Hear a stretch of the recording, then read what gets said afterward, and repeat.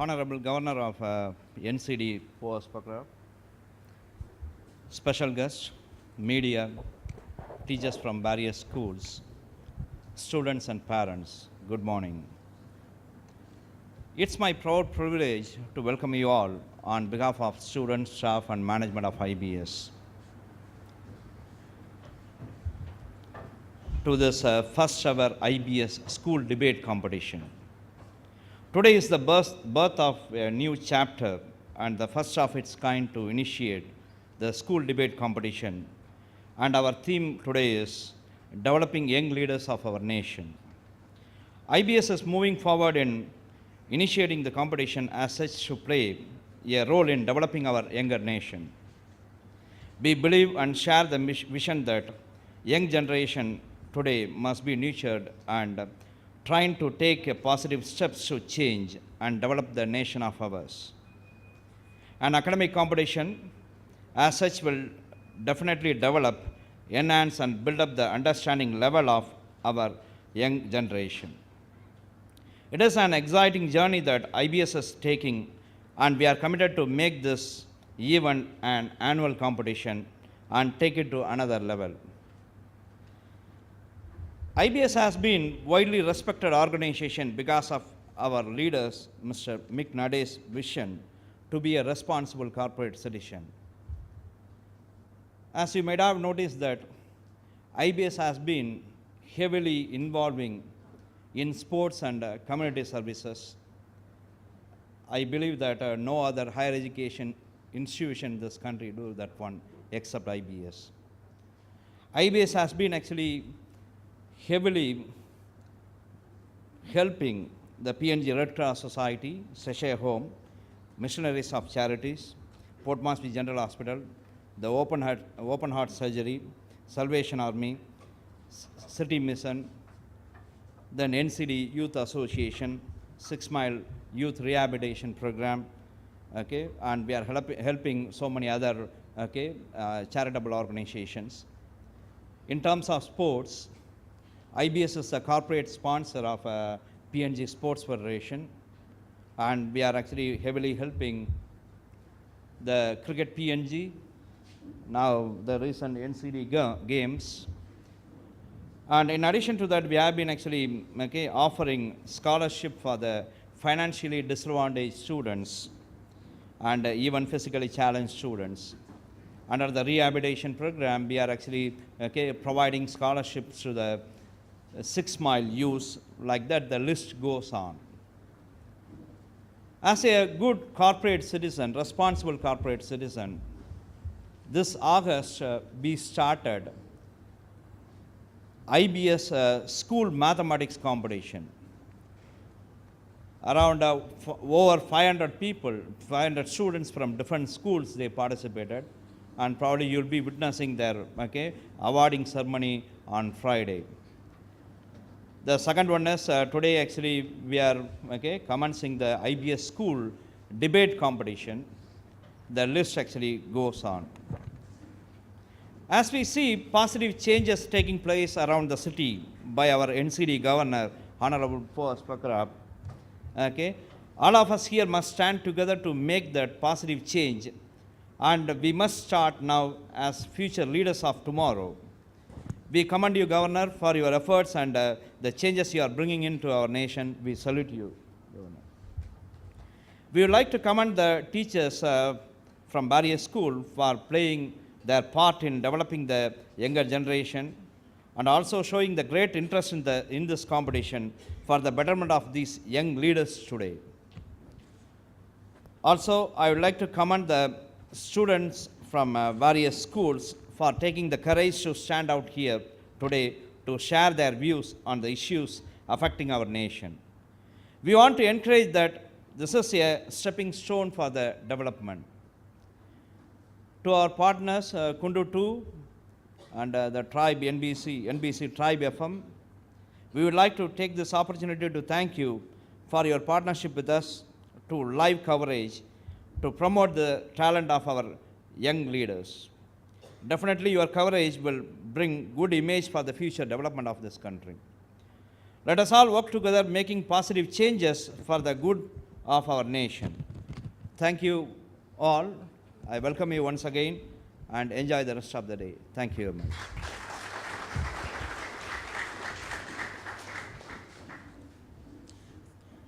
Thank you very much for that, Mr. Ali. Okay, we now call upon the Governor of NCD, Honorable Powers Pakop, to declare the competition open.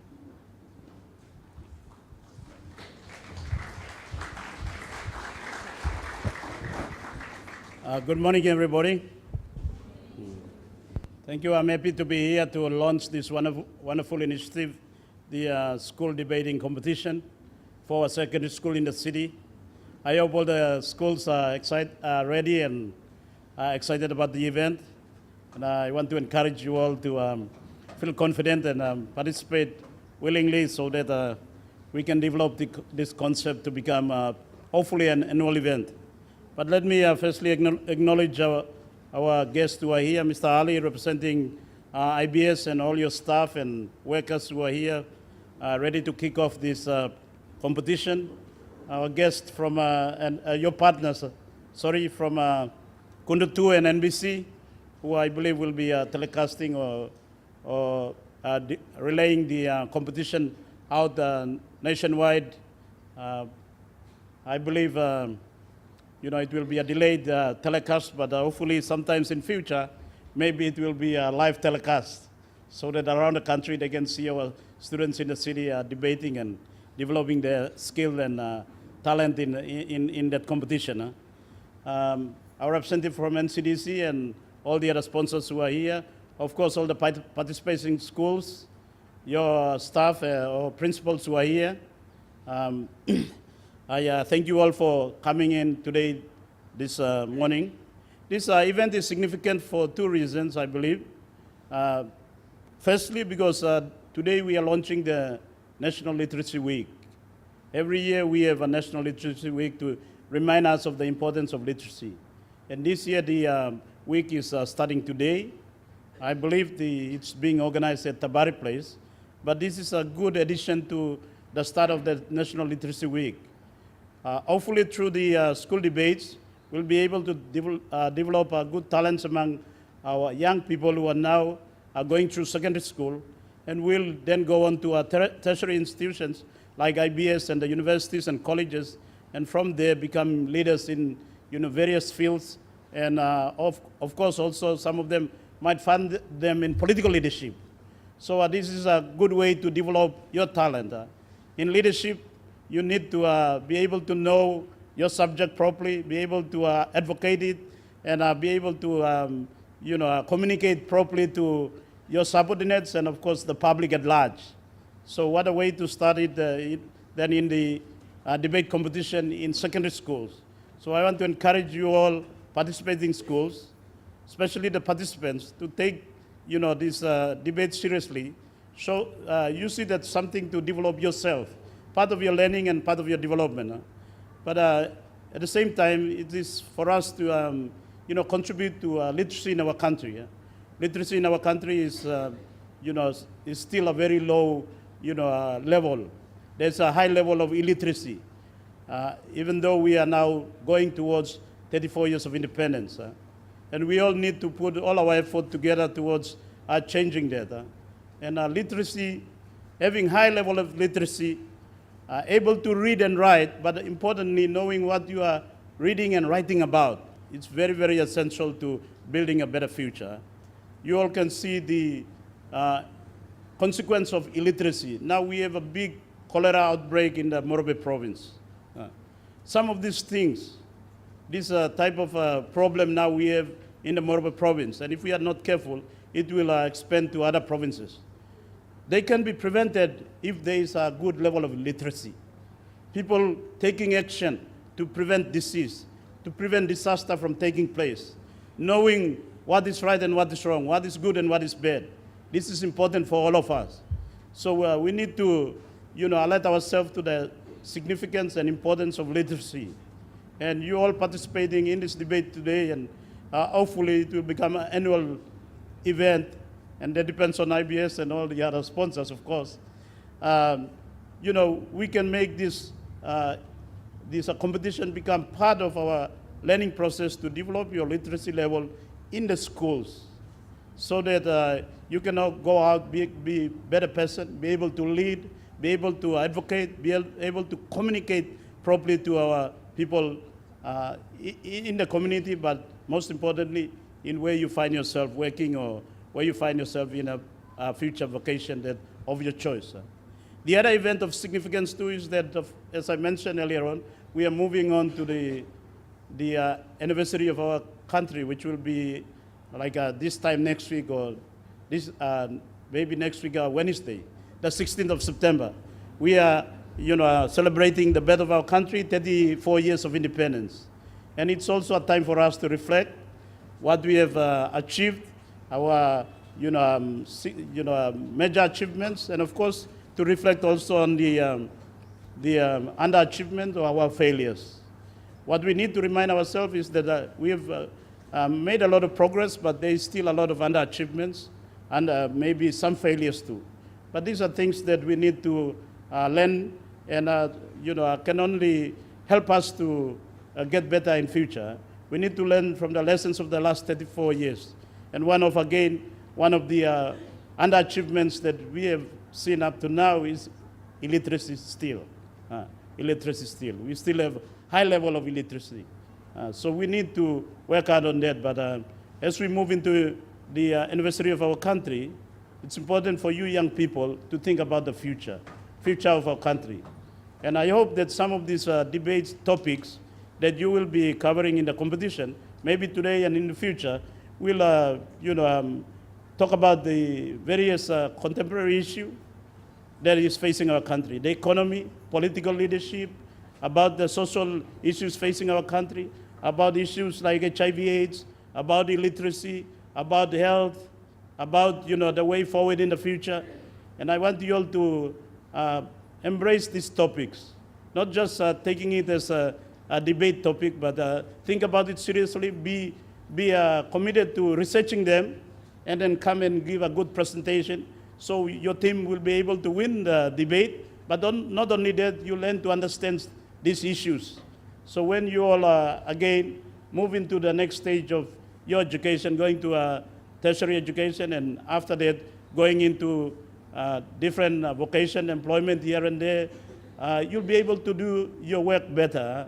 So I want to encourage all the schools to take the competition seriously and research your topics properly, and come and give a very, very informative and good debate, so it helps the competition and helps you as well. I want to thank all the sponsors, especially IBS, and the minor sponsors, and of course the partners who are in this competition for now, and I hope into the long term.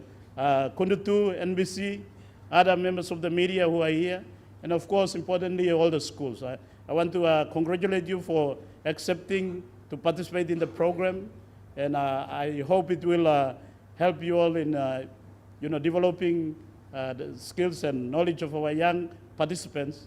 And I wish everybody the best in today's competition, in the future competition to come. On our part, NCDC, we are keen and interested in this format, and we'll be talking with IBS to see how NCDC can contribute as a partner or co-sponsor in future. We are excited about this competition. So thank you, everybody.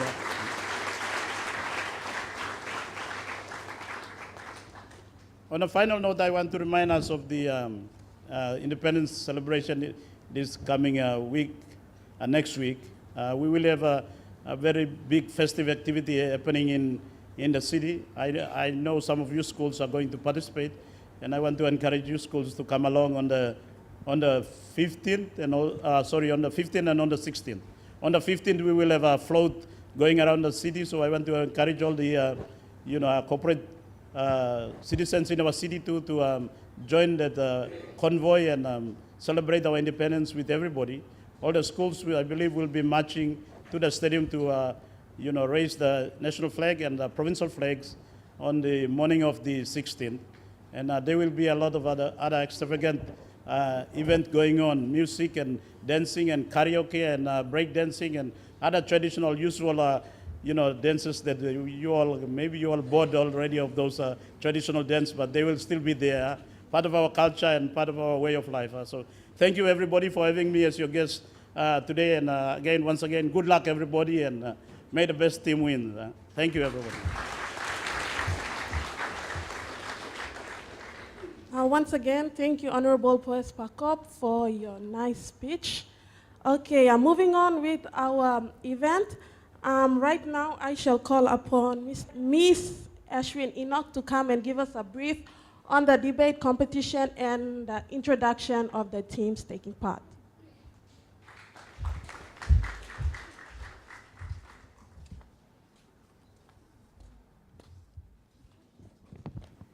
Very good morning, everyone. The debate rules, there are actually 11 rules. Number one, in total, there are 10 schools who are participating in the IBS debate competition. Each team should comprise of 4 members, and I think we already have those 4 members representing its schools. There will be a total of 5 debates. The next rule is the debate will be carried out in 2 rounds. 2 teams will debate against each other per round. The winner of each round will make the final debate, and the winner will thus be determined from then. Upon submission of teams, IBS will award 2 teams with 1 debate topic, each in the final round's topic at the same time so that they prepare concurrently or another day. Raffle will take place whether a team is for or against the topic given to each team to avoid biasness. The first speaker to the third speaker get 5 minutes each, while the last speaker gets 10 minutes.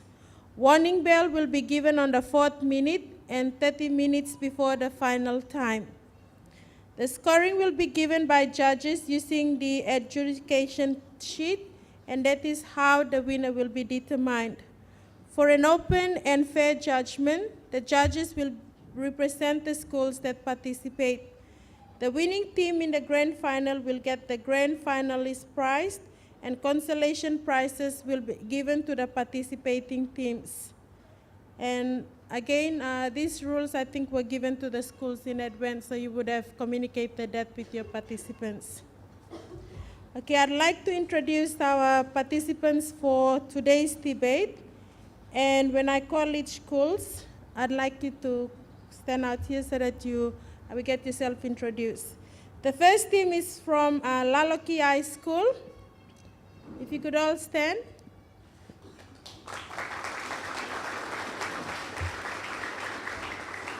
Okay, thank you. From Laloki, we have Leslie Nanai, Telin Ligo, Igo Tao, and Josephine Samuel.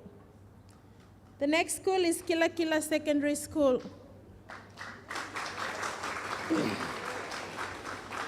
From Kila Kila, we have Angela Ona, Fabian Lulapo, Lonnie Ridley, and Stephanie Koivi. Thank you. The next school is Badiagua Secondary.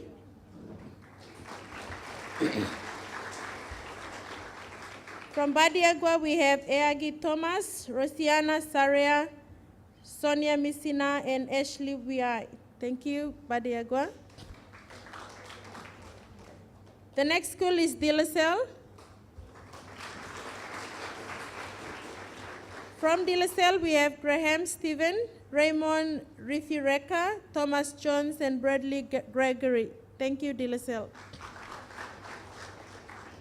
The next school is St. Joseph's International School. From St. Joseph, we have Ope Imaka, Michelle Bird, Paulo Avianate, and Dion Combeng. Thank you, St. Joseph's. Port Moresby International School.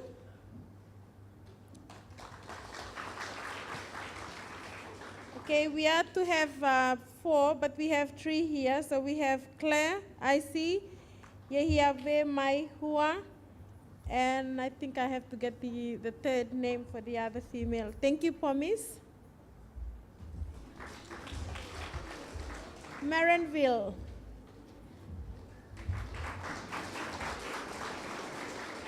Marenville, we have Marjorie Tiakaboy, Esther Aguilo, Macy Topilaveka, and Sabrina Bukoya. Thank you, Marinville. Our next school is Sogeri National High School.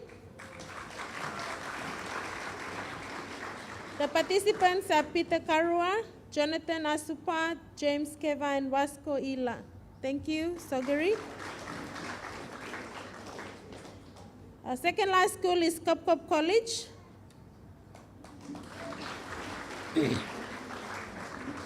In Kopkop College, we have Richard Mapai, Bete Kare, Kamel Poy, and Benedine Buskens. Thank you. And the last school, they're still on their way. That's Gerehu Secondary, Samantha Kusari, Samuel Mulina, Russell Ashwin, and Alison Geno. Okay, thank you. Those are the 10 participants of the 10 schools. And all the best to everyone. Thank you. Thank you very much for that, Ms. Ashwin. Well, are you all excited? The competition is about to begin. Yes. Oh, that didn't sound too convincing. Come on. Are you excited? Yes. Okay. Well, we're going to get started right now. And if I may just call upon the first two teams that are going to be taking part in the first debate, which is, the topic is sending sporting team is an economic burden to the country. And the schools taking part are Kopkop College and St. Joseph's International. So, yes.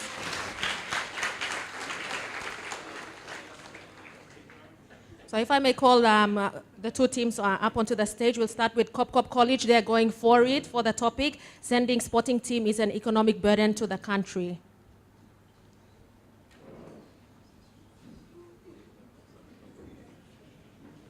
And St. Joseph's International are going against it. Yes, sending sporting team is an economic burden to the country.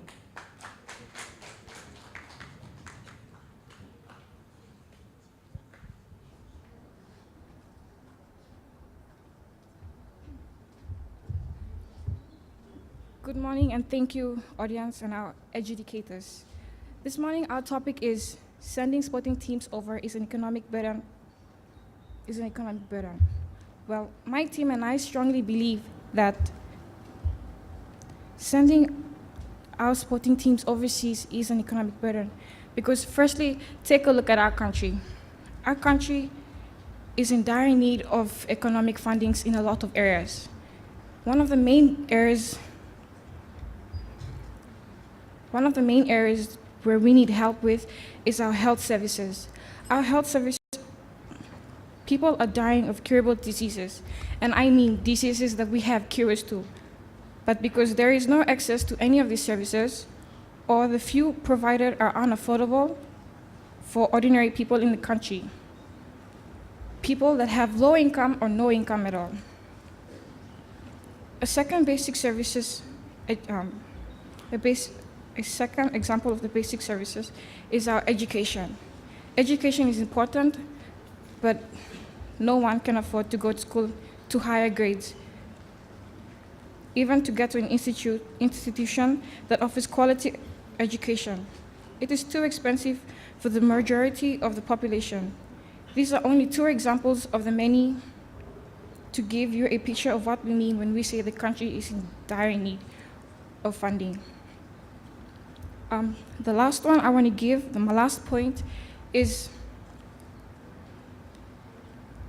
I have 3 years, and in these 3 years, we have 3 main sporting events, and I have the grants that were given by the government. In the year 2006, we had our Commonwealth Games, and it was given a grant of 450,000 kina. In 2007, we had our South Pacific Games up here in Samoa, which was granted 900,000 kina. In year 2008, we had our Olympic Games that was held in Beijing, China, which is given a total of 300,000 kina. That gave us a grand total of 1,650,000 kina, where this money can be spent on helping our basic needs. For example, as I gave in my first point, our health services, our education, helping people that are in need, and importantly, helping develop this country. Thank you.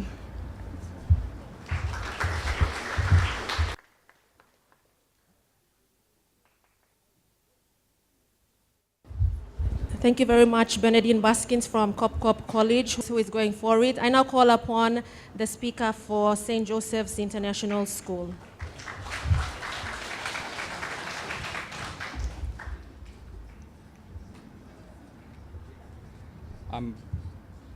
Good morning, Chairperson, Timekeeper, members of the floor, fellow audience, and His Honorable Sir Paul Sparkop.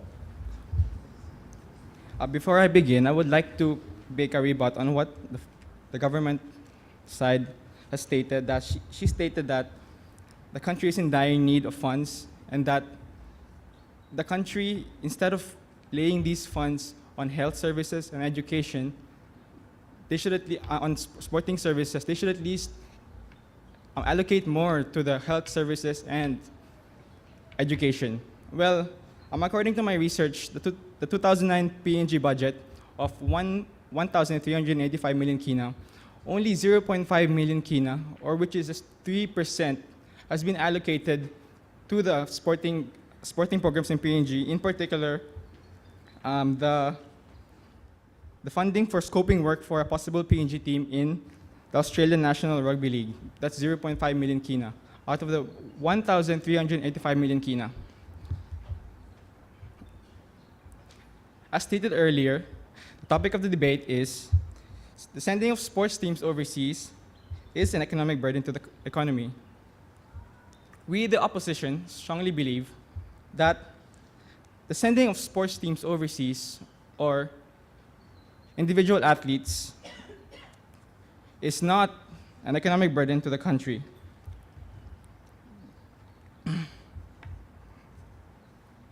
First and foremost, we need to know who is responsible for the sending of sports teams overseas. And according to my research, the Papua New Guinea Sports Commission is a corporate body established under the Papua New Guinea Sports Commission Act of 1992 with three main objectives: to encourage the private sector to contribute to the funding of sports, to increase development and participation in sporting programs, and three, develop a sport for all Papua New Guinea. I also discovered that the Commission raises its own money from the normal budgetary allocation from the government, grant and aid assistance. And from this, corporate sponsorship of agents, and therefore from this, they raise their own money from the utilization and marketing of its facilities in Port Moresby, Ley, and Goroka. However, the Commission in 1999 was listed among 14 other agencies to be abolished. With that decision, the government did not allocate any funds to alter the Commission. The Commission decided it would go alone and fund its own existence, meaning pay salaries for its officers and fund all goods and services. On the sports program, funding support came from the corporate sector or private sector businesses, such as PNGBC, Shukai, Nestle, Coca-Cola, and SP Holdings. Having said this, I believe that the sending of sports teams overseas gives the country of Papua New Guinea a good, reputable image globally. Involvement in such international sporting competitions gives Papua New Guinea that image of a true sporting nation. Although funds have to be spent with utility costs, operations, leave fares, sports programs, and maintenance of facilities, what's 8,776 kina and 40 toya if we get to place our country of Papua New Guinea on the international sporting map? And not only that, our people participating in sports overseas develop social and life-enriching skills. It teaches them to mingle with people of different races and cultures, and enables them to extend and broaden their social network. Furthermore, the sending of sports teams overseas may involve the utilizing of funds from both public and private sector. However, we, the opposition, strongly and firmly believe that the benefits further outweigh the costs, as it may minimize the National Health Bill and promote national pride and unity. Thank you.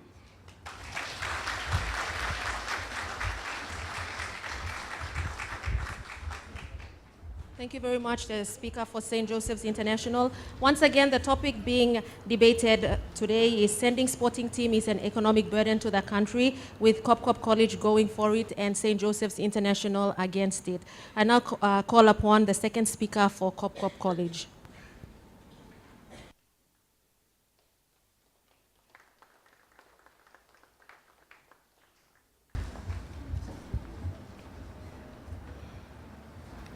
Thank you, adjudicators and the audience, and Honorable Powers Pakop. Before I argue my point, I would like to rebut the first speaker of the opposing team. He has said that when we send sporting teams overseas, they interact with other cultures and players and all that. We already represented overseas by bilateral relations and diplomatic relations, plus brain drains. Okay,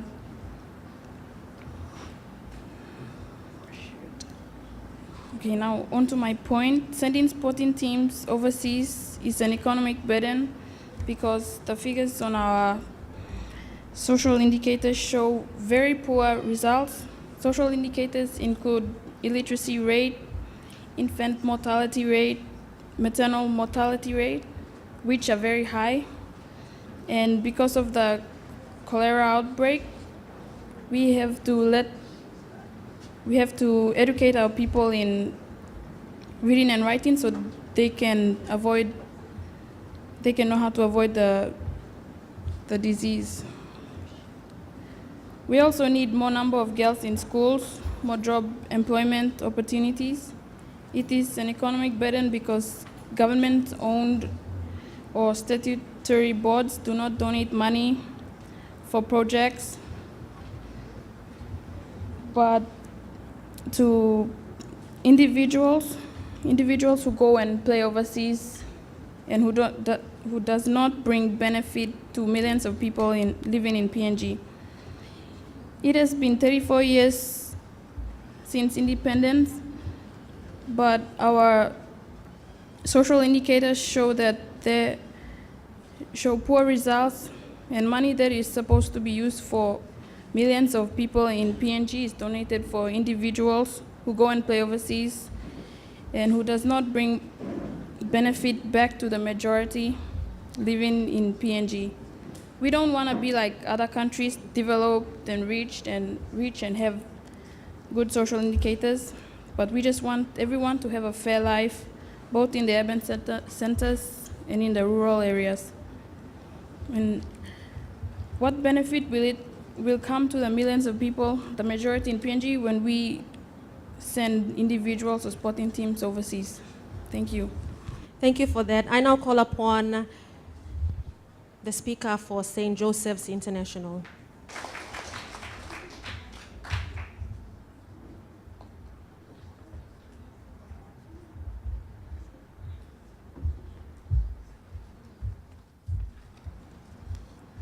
Good morning, invigilators, teachers, students, fellow debaters, opposition, and the floor.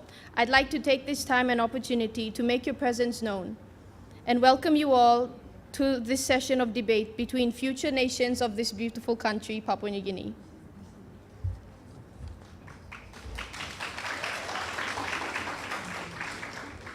I'd like to start off to rebut against the government side, who have stated that the money being spent on the athletics would be rather off in the education department in terms of academic revenues. Some people excel more in sports rather than the academic side of their lives, so sports creates another avenue for them. And so we have to exploit the potential in the youths of our country today. It's not about what we have at the moment, but we should look ahead and prepare for the future. The two topics that I will cover is political and the cultural aspect of this topic. Papua New Guinea, the land of the of the unexpected is a young and beautiful developing nation. It deserves better than what it is receiving at the moment. In order to compete on the world arena, the country needs to involve itself in international organized activities, and therefore sending of sporting teams overseas is not an economical burden, but an encouragement on which way the country is heading for the future. First and foremost, the government of the day does not fully sponsor or has no budget in place for sporting teams traveling overseas. Successive governments have come and gone, but there has never been a time sporting teams were given the space to breathe with pride.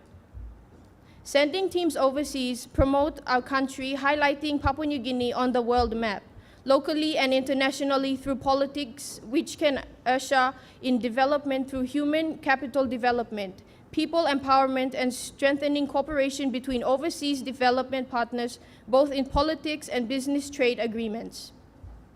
Example, the annual Prime Minister rugby match between the Kumuls and Kangaroos. Governments can support each other with exchange of raw talents and professional coaching, economical ties with countries that have trade agreements and involve in development activities. This will further assist in scholarship schemes for educational purpose plus skill training. Example, Cave and Charlie Parapa, who attended the Far Eastern University in Manila to further their education. They were actually amateur and local sporting personnel, which encourage other citizens and teams to do better. It boosted their morale. This can further promote stability and help minimize social problems such as unemployment and crime. Now, on the cultural aspect, Papua New Guinea has a diverse culture and is regarded as a united Christian country. How do we promote all this to allow this unity to be real? Sport is one main activity to control the citizens. In order to stabilize all the differences, it is best done through sports. We have always been hunters and gatherers all our lives in history. We have been good archers, good aimers, and runners. How do we strengthen and unify our dignity and pride? It is through sports. We have also had our own way, found our own way around in organizing activities and making them work all along through the years that have come and gone. Without the government's help, these we continue to do and will always do as long as Papua New Guinea is a country. In the past years, Papua New Guinea has never been financed fully, and mind you, it is not part of our culture to beg more, and therefore we work our way through all these tussles in a real Melanesian way.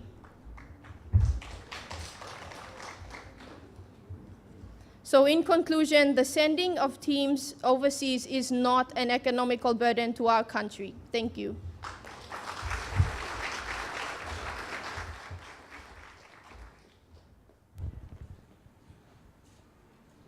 Thank you very much for that, the speaker for St. Joseph's International. We're halfway through the debate for the first debate. The topic, sending sporting team is an economic burden to the country. Now, and we'll call upon the third speaker for Cop College.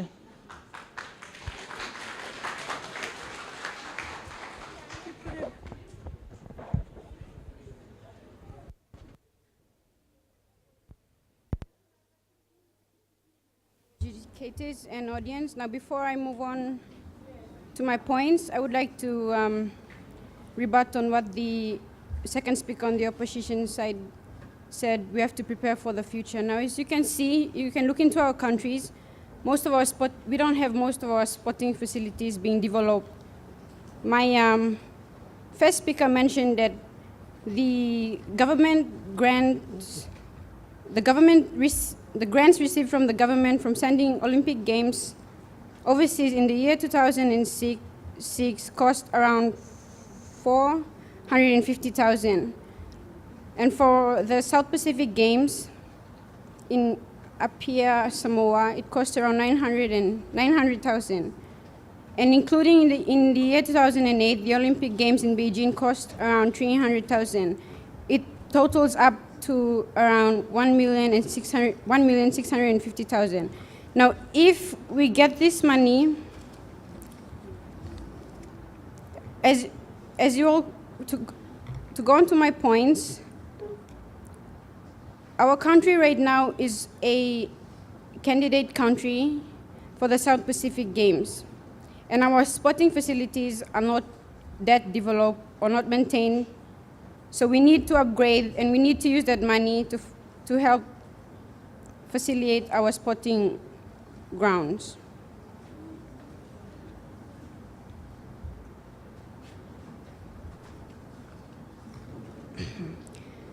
To make sports a profession, in order to keep our own athletes, sportsmen and women in our country, we need to develop our own sporting areas. With that, we can create job opportunities. We can create job opportunities such as doctors. We can have sport coaches, trainees, also lawyers to help to boost up our economy.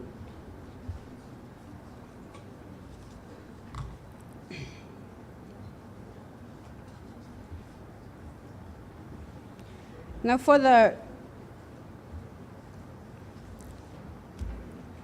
recognition of our country, we don't need sporting teams or sporting individual players to go overseas to represent the country. We already gained our independence. It's one of the recognitions of our country.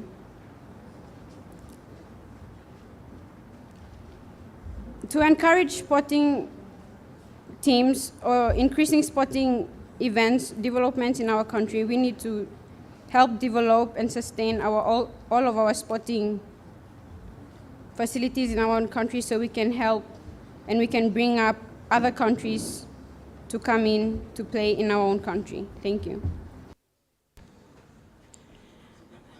Thank you for that, the third speaker for Cop College. I now call upon the third speaker for St. Joseph's International.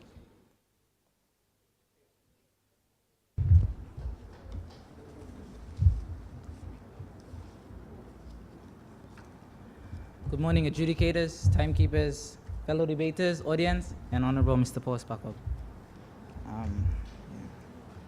Before I go on, I would like to rebut on what the opposition has stated.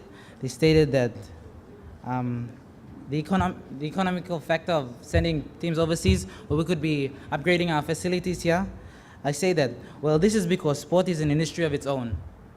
It can provide infrastructure development, employment, integral human development, sports tourism, foreign exchange, create services, industries, and development to promote a healthier society. This brings me to my first point.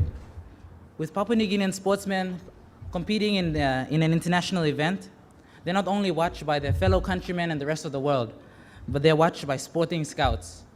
With sporting scouts selecting them, they can go on to play in an international level. For example, the PNG Pukpuks, PNG Kumuls team that played in the recent World Cup, Rugby League World Cup. We have a few players that were selected to play in the English League and also in the National Rugby League in Australia. Sponsorship, the government does not provide 100% of the funds provided for the sporting teams and individuals that travel overseas. But sponsorship is also provided by private sectors, which the first speaker of our team has already mentioned. And also, each sportsman actually provides a levy fee, which is a certain percentage of the amount that they have to pay. So the government just pays a certain percentage of what they need to go with of the funds to go overseas. With our sportsmen going into the international level, when athletes go overseas, they're exposed to other cultures and the way of life of different countries around the world. They get to see how the countries live and operate. They're not only in that same state of mind as they are in their own country. And with that, we the opposition strongly believe that sending sporting teams overseas is not an economical burden, but it's the way to go for our country. Thank you. Thank you very much for that, St. Joseph's International. We'll now have the fourth speaker for the Cop College.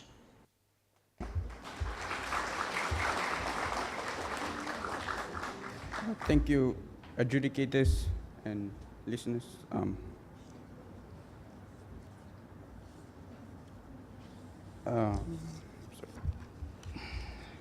When we say sending sporting teams overseas is an economic burden, it doesn't mean that we're entirely against the idea. We believe prior to that we should consider the following items that my friends has discussed, given the current stage of our country's economic problems. The topic is broad, however, we have just covered the top. As fourth speaker, I'm going to narrow it down to our priorities. By this I mean both sponsors, including individual sporting organizations, with due respect, should give money towards developing long-term plans instead of short-term as sending sporting teams overseas. Given the priority, it will enable us to grow our own men and women to effectively and meaningfully take on sports seriously. Only then can sustain sports as a means to bring about a healthy and enlightened community in our country. We are not against the idea of sending individuals or sporting teams overseas. This is good only when the idea can be sustainable. We believe the idea is too early, as we have not established ourselves well to spend these lump sums of money on these individuals. To few only upon the return, it ends to be just a mere leisure to them to travel. And it brings nothing except for recognition or, yeah. We believe in good faith. Let's use the little that is given for sustainable activity and service sporting in PNG and support the views of our governor, Paus Paco.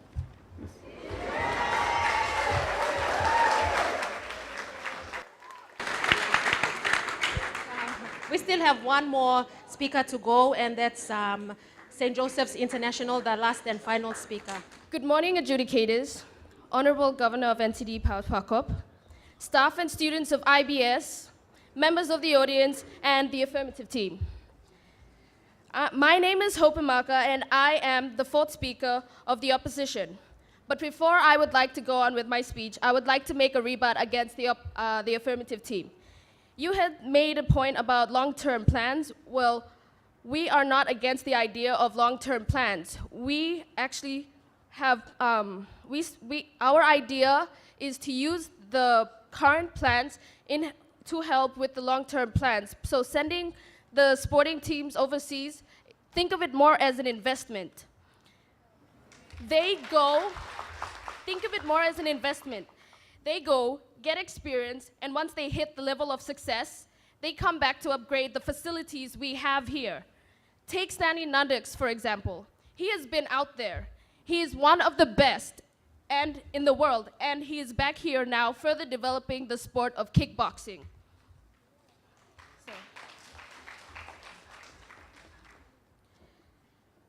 The topic that we are discussing today is sending sporting teams overseas is an economic burden to the country. As a member of the opposition, I strongly and most firmly believe that it is not an economic factor to this country. As Speaker 3 has mentioned on the social aspect, there is the possibility of being observed by scouts. When an athlete is sent to a competition overseas, he or she is not only being watched by their supporters, fellow countrymen, their family members, but are also watched by scouts who keep a watchful eye on potential athletes who might be the next big thing. Whenever an athlete goes abroad, you hear about it. Will Genia to Wallabies, David Melly being drafted by Essendon, etc. So, if you have more athletes going abroad, there will be a significant increase in the publicity the Sporting Federation would receive. When the athletes come back, they would hopefully be better and their new skills would lead to an increased desire to see them. Therefore, the attendance to matches and games, which is of course an increase to the economy. This would lead to better product on the field for all teams. It would also increase the quality of the talent pool in some major countries, which have, since they're international, are now have players amongst the world's best, which can only lead to good things. The New York Yankees and Tokyo Giants have a deal that has the Giants act as a feeder club to the Yankees in return for money. Well, let's say that the PNG Rugby League Federation were to form a partnership with the Kangaroos down south to send any player that the Kangaroos wish in return for a large transfer fee. Both organizations would benefit both on the field and in the pocket. The Kangaroos would get the stud prospect, and if the player performs well, it would increase any sales involving him. The PNG Rugby League Federation would get the large transfer fee, and it could be used to sign players that the other teams couldn't afford, which would lead them to have the best team on the field. As Speaker 2 has mentioned, sports is a friendly way of cementing relationships between PNG and other participating countries. When athletes are being sent overseas, they not only go to do what they do best, but they also mix around with the other athletes from different countries. It lets other sporting nations know about our own country's culture and traditions. On the economic aspect, as Speaker number 1 has mentioned, when a team or an individual has been selected to travel overseas for an event, costing is an obvious issue. They are met with travel, transport, accommodation, and allowances. The government can cover all these, but they only give a portion to support these athletes, and the rest are being met by levy fees. And so, it is up to the individuals themselves to self-sponsor. An example of this comes from our own school. Shane Call, a grade 11 student who is the captain of the PNG Under-20 Pukpuks, didn't have enough funds to send himself to the recent Rugby Union qualifying championships in Samoa. So, what he would do is he would go around school to sell raffle tickets to students in order to raise his own funds. It is not only through self-sponsorship that athletes get around to raise funds, but it is also through the sponsorship and assistance of private companies and private sectors. For the athlete themselves, it is like a gift sent from God for all the hard hours they have spent in training. To the private sectors and companies, it isn't only a way of helping our own country's athletes, but also as a form of investment and advertisement for them. The athletes go on to compete not only as ambassadors for their country, but also as representatives for their sponsors. And when they do well, this will create more sales for the company, which increases income for the company, which in turn generates another source of revenue for the country's economy. Now, isn't that sure to cover the whole speculation of the country's economic burdens?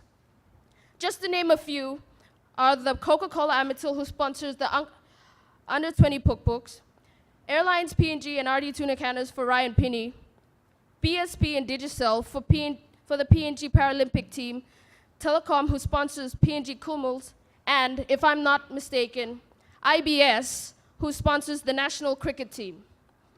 So, in conclusion, we cannot possibly say that it is an economic burden to the country, because it is through sport that the country finds new ways of further developing itself by marketing to the wider community of the world its potential and capabilities.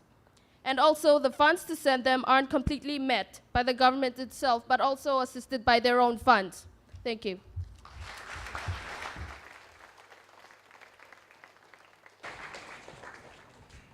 Thank you very much to the fourth speaker for St. Joseph's International. The topic debated was sending sporting team is an economic burden to the country. And I just want us to give another round of applause because it takes a lot of guts, and courage to stand up there and do what they have done. Thank you. Okay, before, we're going to take a short break now for the judges to tally their scores. We welcome you to the school debate competition and the theme for the competition, Developing Young Leaders of our Nation, and it's held here in IBS 6 Mile NCD. So we'll carry on with the event. I shall call upon the first speaker for Pomis Yawiye Maihua, who's going for the topic. Give her a round of applause, please.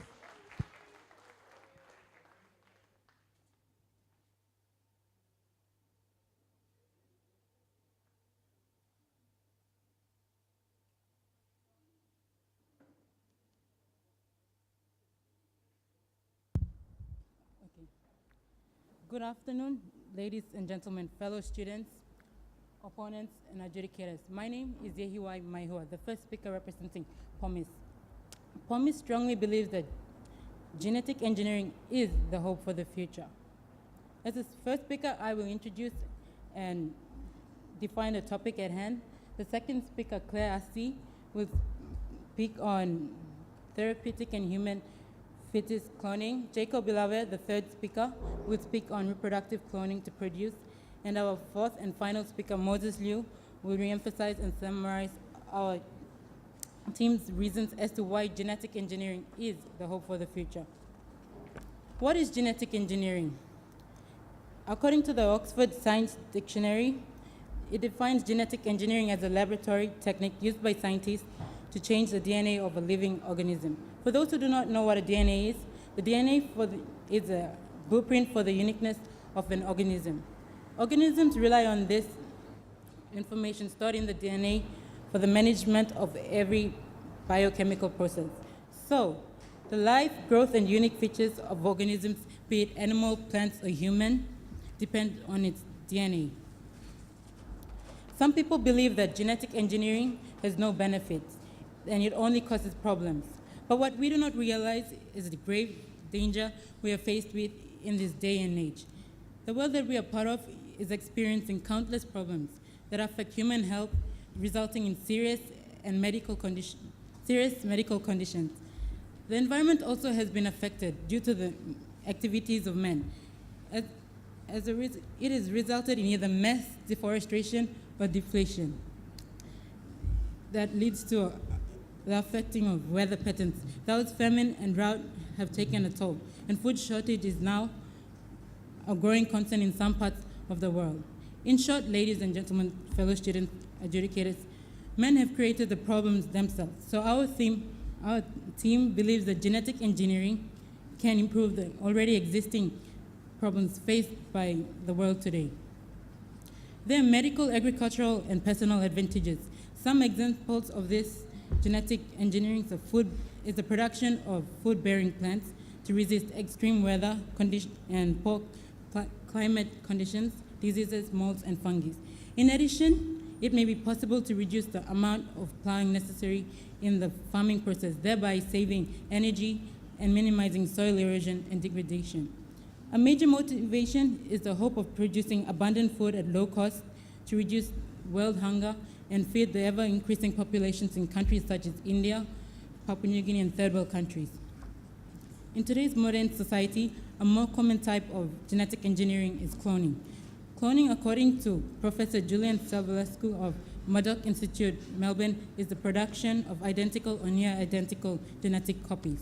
An example of a natural occurring cloning is that we're all familiar with identical twins. There are basically three main types of cloning that our team will be focusing on. They're human fetus, therapeutic, and reproductive cloning to produce.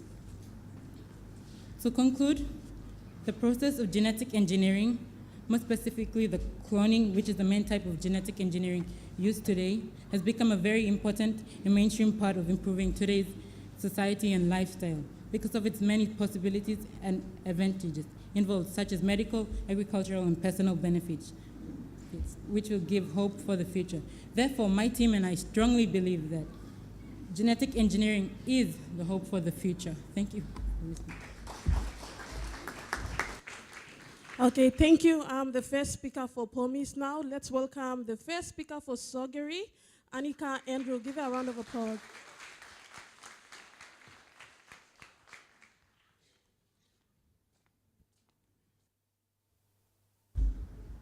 Thank you, Chair Lady. Good afternoon, audience, my fellow students, and the opponents. Our topic is genetic engineering is not the hope of the future. Genetic engineering is the techniques involved in altering the characters of an organism by inserting genes from another organism into its DNA. Some of you might be wondering what is DNA and what is gene. Okay, DNA stands for deoxyribonucleic acid, and it is the chemical substance that made up the chromosome of an organism. And genes are hereditary materials which contain characteristics of an organism. Before I stretch on with my points, I'd like to introduce my speakers to you first. I am the first speaker, and my name is Anika Andrew. The second speaker is Jonathan Asupa, and he'll be talking about some of the political and economical aspects of the topic. And the third speaker is Christina Bainok, and she'll be talking about some of the social and health aspects of the topic. And our final speaker is James Kawa, and he'll be summing up the whole topic. Before I give out my points, I would like to rebut on what the first speaker of the government had said.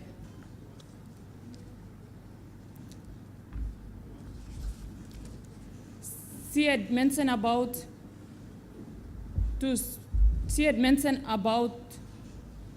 growing population and food shortage. This genetic engineering in some ways may help to produce a big yield of food, but it has a lot of bad sides of it. According to an article on the internet titled "Genetically Engineered Food: A Health Risk," it is stated that genetically engineered food contains substances that have never been part of the human food supply.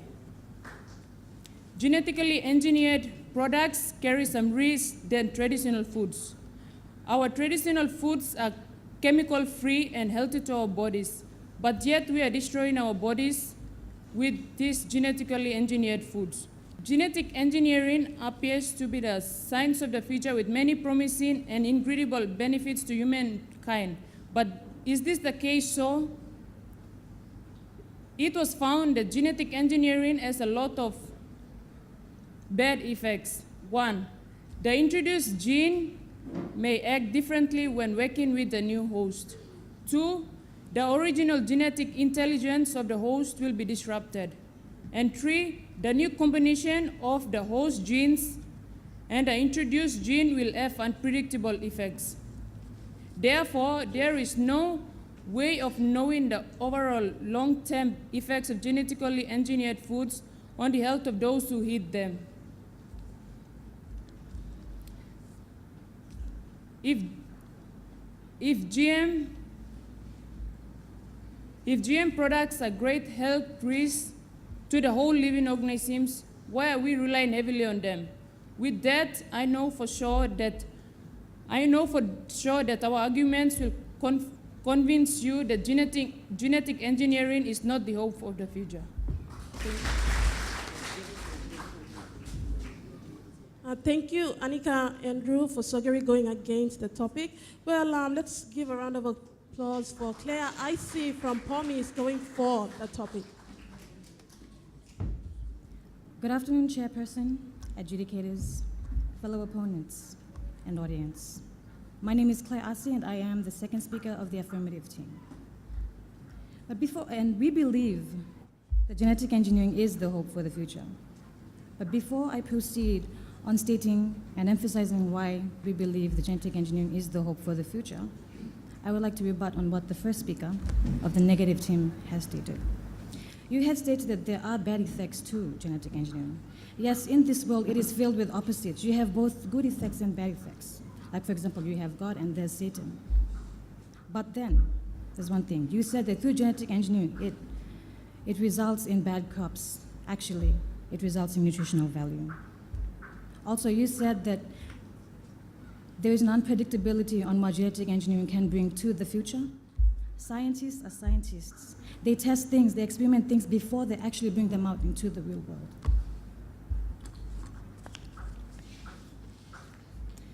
When people hear the word genetic engineering, they automatically think human cloning. But as my first speaker has defined, genetic engineering is more than just human cloning. In 1997, a Scottish scientist, Dr. Ian Wilmot, cloned a sheep named Dolly, the first cloned mammal. What does this tell us? A copy of a living organism was created, but it was not human. It was an animal. So how can one argue about human cloning in relation to genetic engineering when in the real world there is no evidence to prove that genetic engineering through human cloning does take place? Cloning in relation to humans is through creating new organs.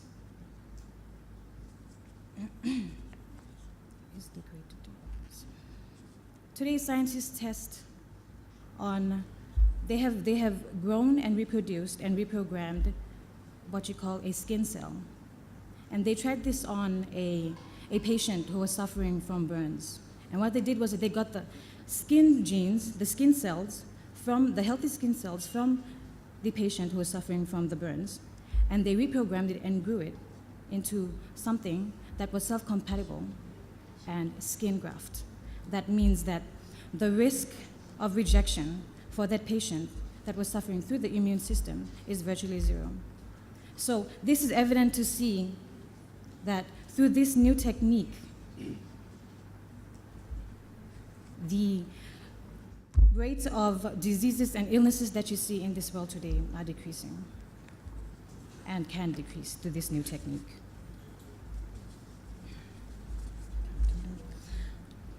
Genetic engineering in humans could lead to larger brains, so humans could be born smarter. In this way, they can face challenges of this world confidently. For example, pilots could foresee the weather and avoid turbulences, like what happened in the Kokoda plane crash that happened earlier on this year. Humans could be engineered to live longer, making for more productive and meaningful lives. Also, through the alteration of genetically influenced behaviors, humans could be born with more peaceful tendencies, and so decrease the rate of violence and injustice in this world, and increase compromising and reasoning, like the civil people that we were brought up to be. Genetic engineering has the potential for mankind to enhance our senses. With proper genetic engineering, baby humans could have more sensitive eyes, enhanced hearing, an expanded range of perceptual wavelength of light, and more. People could be engineered so to require less sleep, thus adding several more productive hours to the day. Let's say, for example, you have an exam the next day, and you need to study. So through genetically modifying your mind into increasing your capability of studying throughout the night, when you go and do the exam later on, you pass with flying colors because you remembered everything. So yeah. Although there has been a lot of media coverage given to the possibility of human cloning, scientists in the world have come out strongly against it on safety and ethical grounds. Scientists both respect genetic engineering and religion and everything else around it. Thank you. That is why we strongly believe that genetic engineering is the hope for the future. Oh, come on, again, let's give a round of applause for Claire, the second speaker for POMIS. Well, okay, moving on, I'd like to call Jonathan Asura, the second speaker for Sogeri National High School.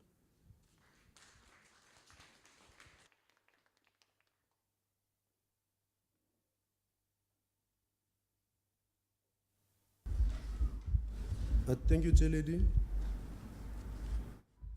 I'll be talking about the social, not social, but economic and political perspective of genetic engineering. Before I move on to my point, I want to rebut on something that the second speaker of the government has said. She has mentioned something about, in a general, how she presented, she did not get the study of the meaning of the topic right. Because genetical engineering, it refers to animals, plants, food, and everything. But what she was saying, she was only concentrating on humans only. So she did not get the topic right.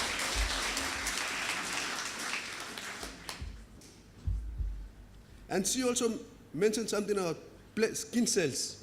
But skin cells is a tissue culture and is not related or has nothing to do with genetical engineering. To my points, I'll be talking about economic and political aspect. Okay, for the political, the economic side, the government may say that this genetic engineering may increase the yield and the quantity of crops to feed a growing population and to make more money. However, you will see that when there is more to be sold in the stock market, and you will see when there is this genetic engineering going on, all the people will be using the same technique, and they will produce more and quality and better things. And then you will see all of them are producing, and who's going to consume it? When all the countries are raising food and they want to consume this, all of them are selling it, and who will consume it? So in 1929, according to history, in the United States, the Great Depression occurred in 1929. This is because all the people were selling the stock, and there was no one to buy it. So if you are making genetic engineering, especially in plants, cash crops, and you want to sell it, and then all of the countries, no one want to be inferior. All of them will try to produce the best and high quality of food, especially these crops. So then, you know what will happen. History and economic students know what I mean.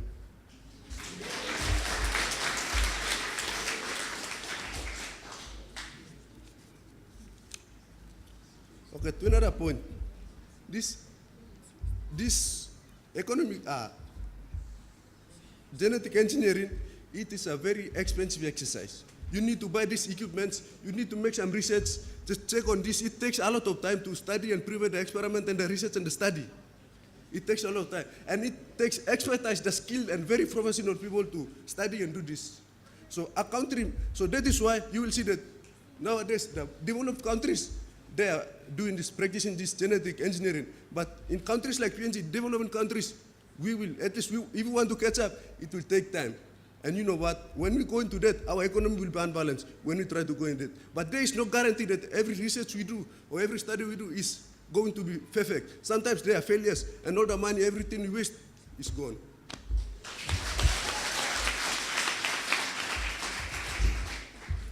The most important part of it is this, that this genetically engineered food, GMF, they are produced, that they do not let the public know what the ingredients, the GMO, what is present inside it. They don't let the public know. It is confidential. They kept it. Okay, I have an example. I took it from internet, titled Secrets of GMF, Genetically Modified Foods. Under current United States government regulations, companies that are doing field testing of genetically engineered organisms need not to inform the public of what genes have been added to the organisms they are testing. They can be declared trade secrets so that public safety is left to the judgment of corporate scientists and government regulators, many of whom switch back and forth between working for the government and working for the corporations they supposedly regulate. Therefore, I know that our arguments will convince you that genetic engineering is not the hope for the future.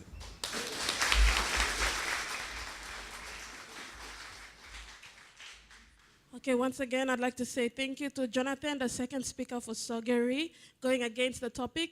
Okay, I'll call upon the third speaker for Promise, Jacob Ilave. Come on, let's welcome him.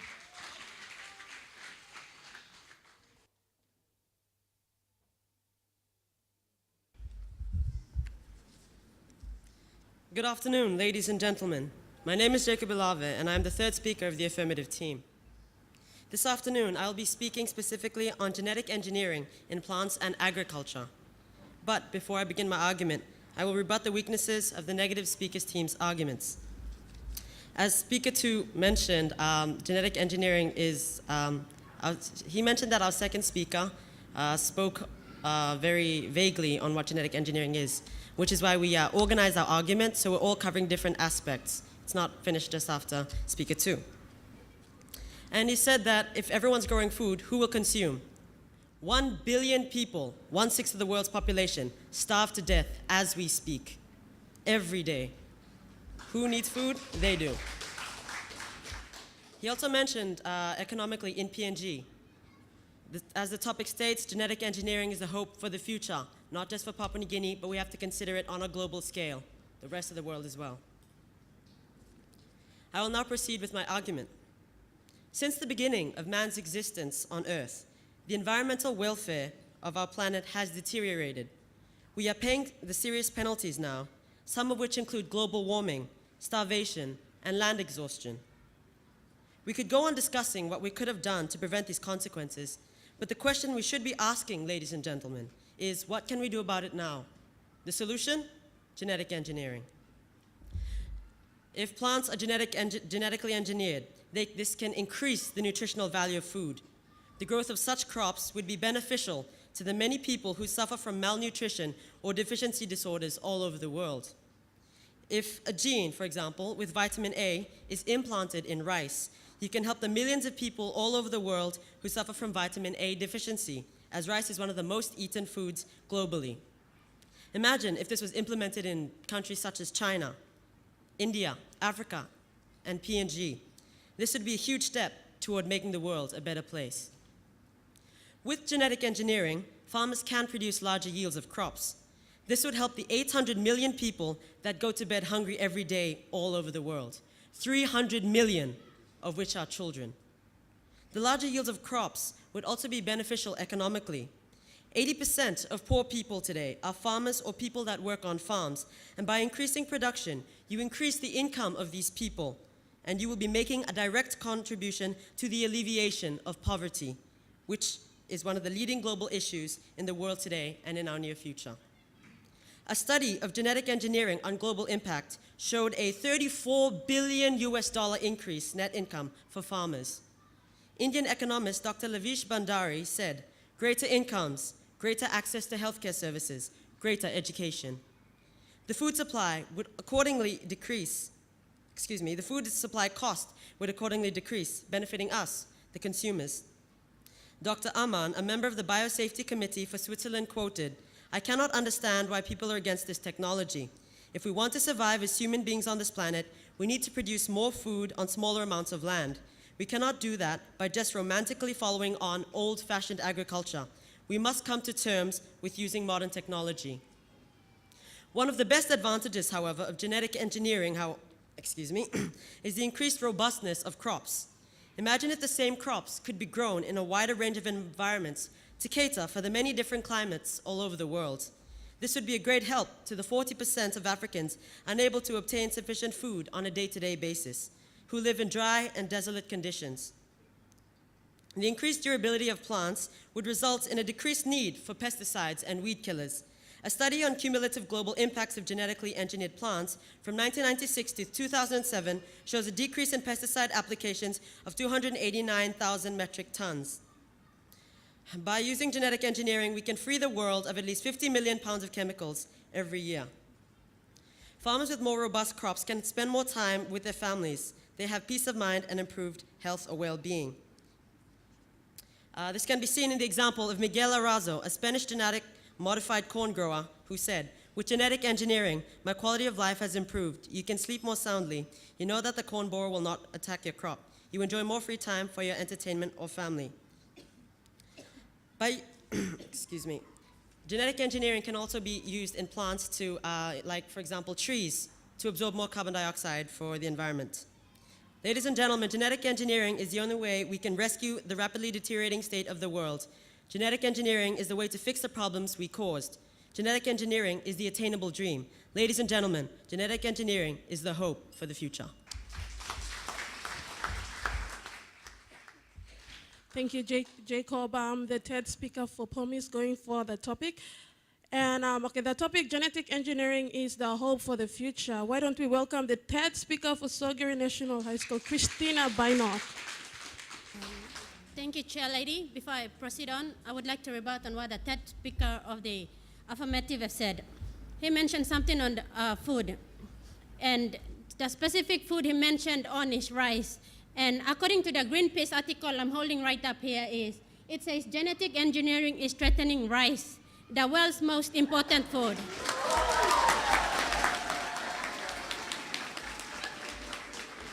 Okay, now I would like to proceed on with my points. Genetic engineering disrupts the environmental and brings about the basic problems such as radical new and unnatural forms of life which have no evolutionary balance in the biosphere of our atmosphere here. Genetic modified food, or GMF, can cause food allergies, damage organs, and immune system. GMF could be detected in the brain cells according to Wenklin Venture of the University of Virginia, USA.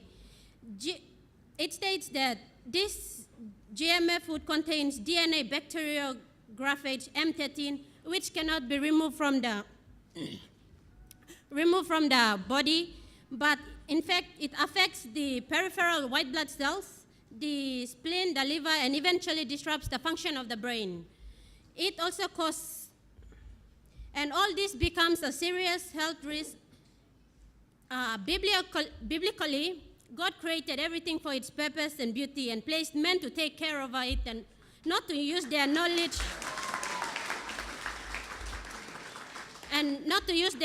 to clone another being or animals. Also stated by Pope John Paul that it is an act of abusing the will of the nature.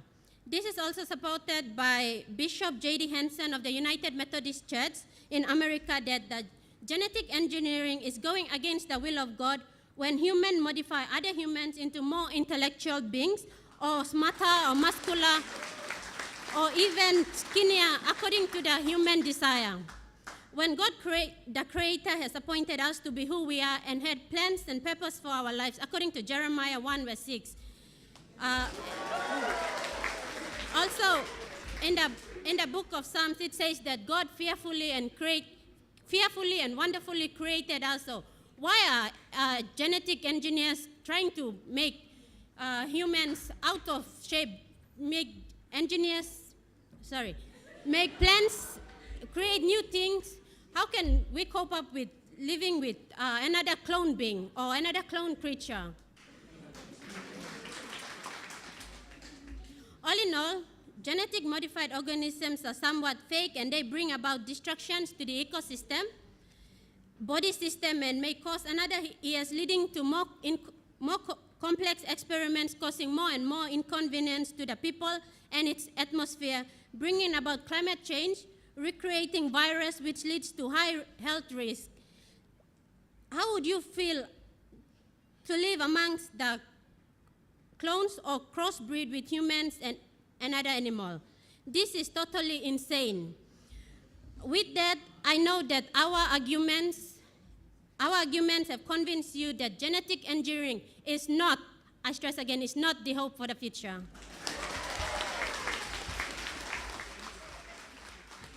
Okay, thank you, Christina, for that. The third speaker for Sogeri going against the topic. Well, we're coming towards the end of the debate now, so I'd like to call upon the last and final speaker for POMIS, Moses Liu. Come on, let's give him a round of applause.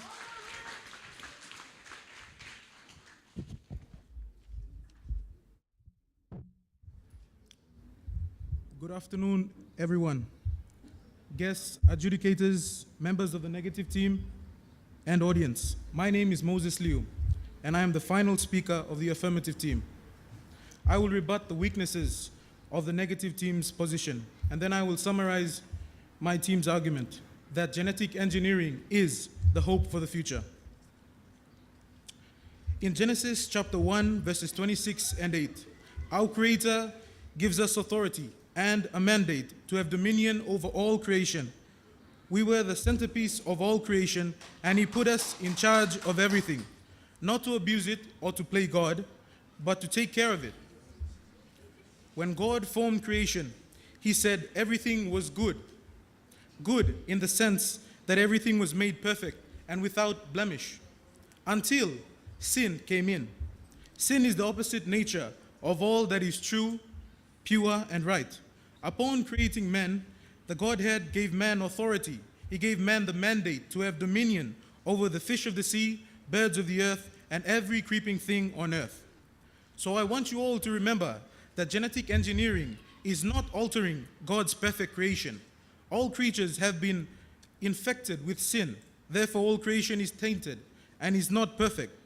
We humans have created many problems for ourselves, such as global warming. So now we have to deal with it. We have been given authority to have dominion over all creatures. We have a righteous mandate from our Creator to subdue all creations. Subdue means to hold back, control, or fix.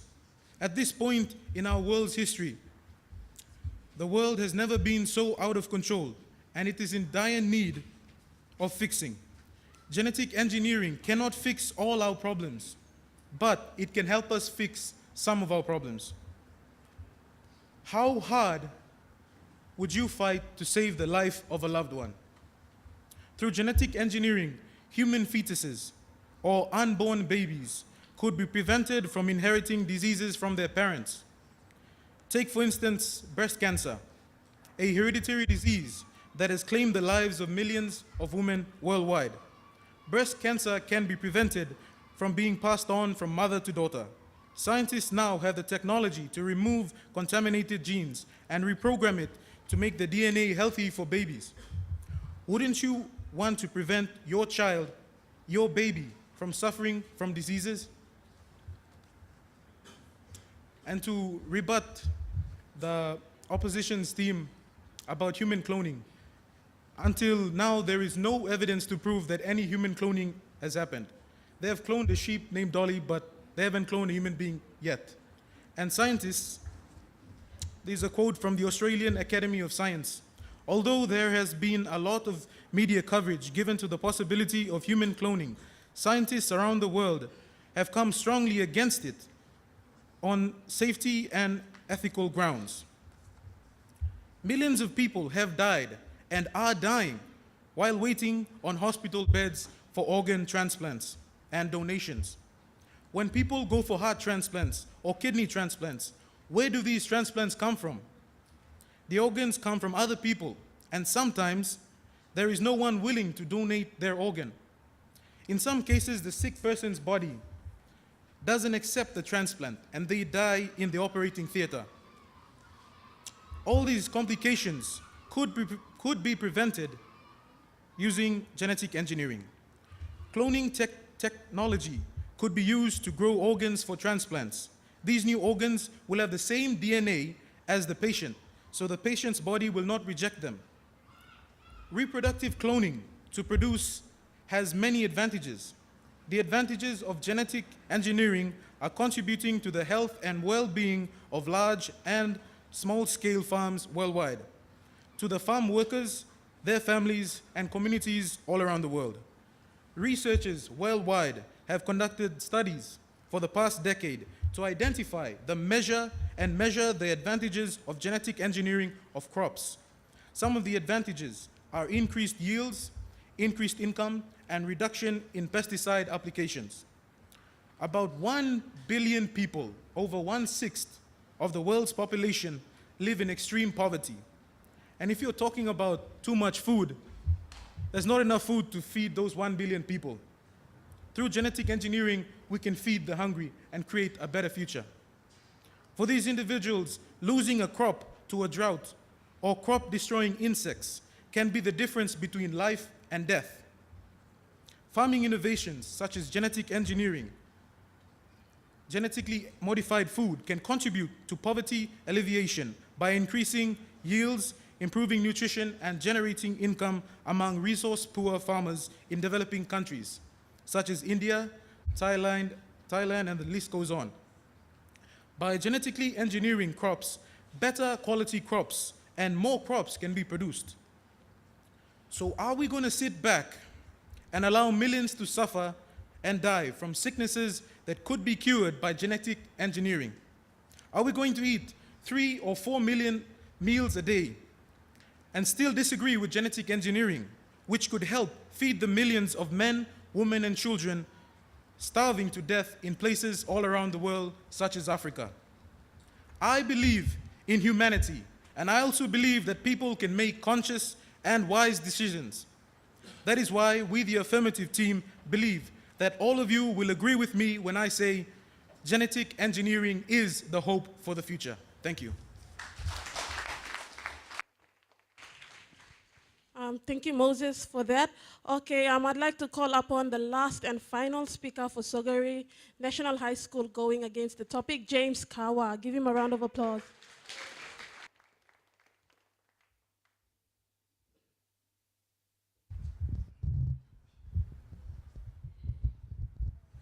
Thank you, Chair Lady. Before I go on to my summary or conclusion, I'd like to rebut on what the final speaker or fourth speaker of the government has said. He mentioned something about the Bible, and he said that genetic engineering is not altering the nature, but you are then altering God's creation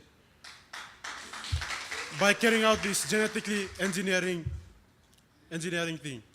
Coming back to my points, the introduced gene that genetic engineers carries out these experiments, and by implanting their genes from another source or organism into another organism may act differently when working within its new host by disrupting the original genetic intelligence of that host. And two, the new combination of the host genes and the introduced gene will have an impact or will have unpredictable effects, and there is no way of knowing the overall effect. And there is also no long-term effect of genetic engineering foods on the health of those who eat them.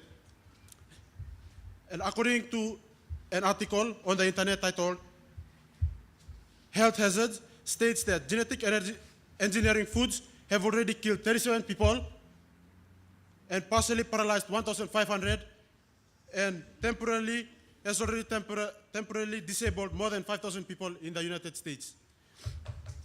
Genetic gene transplant in human beings can have certain side effects. Genetic engineering can also obstruct the diversity in human beings. Genetic engineering is, after all, a process of manipulating the nature.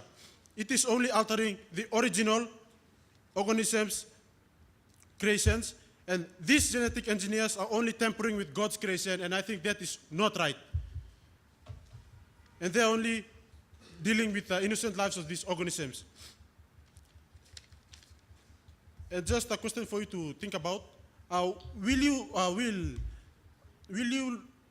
be able to accept this if they crossbreed a fish? And will you accept this animal, a crossbreed of a fish and a rat? Would you accept this?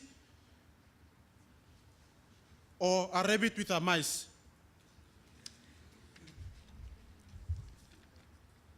These genetic engineers create stuffs that are not acceptable. Maybe that can be acceptable in their own ways and sides, but to other people, it is just unacceptable. These GMOs, or genetically modified organisms, can spread through nature and interbreed with natural organisms, contaminating the non-genetic engineered environment and future generations in an uncontrollable way. The release is genetic pollution. What I mean by genetic pollution is that once they are released into the environment, they cannot be recalled, or they cannot be taken back and dealt with. And according to an article on the internet titled Food Security and Climatic Change, states that the genetically engineered plants can never play any role to increase the food security in our environment. And because of commercial interest as well, the public has denied the right to know about the genetically engineered foods that they are eating. For this instance, if they don't even know what they are eating, this government or people who are carrying out this genetically engineered foodstuffs are only thinking about making profits, making money, and making all of these revenues for their country, and they are not considering the lives of the innocent people who are consuming these foods that they are eating. And according to the article titled Disastrous Side Effects of New Technologies, states that genetic engineering pose the greatest danger of any technology because many of the damaging effects of genetic engineering are irreversible, meaning once they are carried out, they cannot reverse the process or the experiments that they have carried out. And the biodiversity and environment integrity of world's food supply is too important for our survival to be put at risk. So once it has been put at risk, we cannot reverse these experiments or whatever they've carried out, meaning we cannot bring them back. Once they are putting into risk, they are risking all our food sources and all our food, yeah. And commercial interest is prioritized than the health of the people who, or the population that is going to consume those stuff. Therefore, life is not an industrial commodity, and we must not play around with life. And ladies and gentlemen, I am 100% sure that our arguments have already convinced you that genetic engineering is not the hope of the future.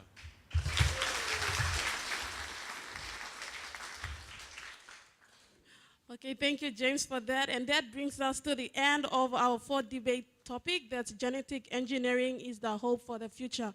Now, why don't we give a round of applause to the two participating schools, Promise and Sogeri National High School.